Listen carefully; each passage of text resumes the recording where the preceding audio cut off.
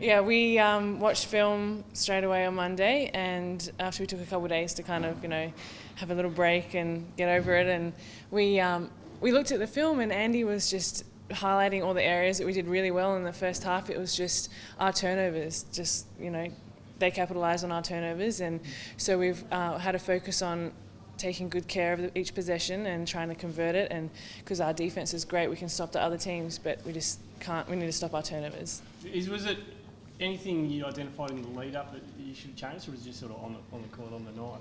It was mostly just on the court on the night. What happened? Andy thought we came out a bit slow. We had a slow start. We had so many turnovers really quickly and didn't score more than 2 points in the first 6 minutes or so. So that was something that we've been working on. Just making sure that we're ready to go as soon as the ball is tipped off. Yeah, overall, you've got to be pretty happy with the start. I mean, only 2 losses in both the Bendigo. Oh yeah, for sure. We're very happy with that, and we know how well we've been playing in spurts, but it's just about getting those spurts more continuous in one game, so we can put it together and look good for longer than a couple minutes here and there. And what are your thoughts here going into Adelaide, another game on the road? Yeah, another game on the road, but it's only one, so not as far to travel this time. Adelaide just came off a win against Bendigo, so we know that they'll be feeling pretty good about themselves, knowing that we've lost both games to Bendigo. So we're going in knowing that they'll be really excited and hyped up, so we've got to kind of deal with that. Do you guys take hold of the emotion of a loss and not use it to propel you forwards, or is it just you kind of have to wipe it away? There's a bit. We mostly have that emotion the night of the game and maybe a little bit the next day, but you just got to move on, and that's what having those 2 days off we had Saturday and Sunday was good for that. We kind of got away from it a bit, and then when we came in on Monday we were kind of refreshed and ready to look at the film and started focus on Adelaide.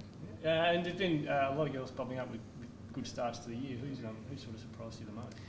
I wouldn't say surprised, but I'm really impressed, and everyone is with Sammy Whitcomb. She's just come out.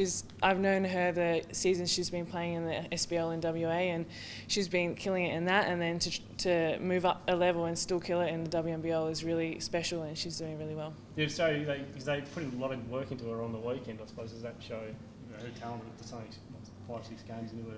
Yeah, career. Exactly. It's really impressive, and teams will start noticing that and focusing and trying to double, and people start scouting that. But she's figured out those scouts already, and she's still scoring. So I think good things will come.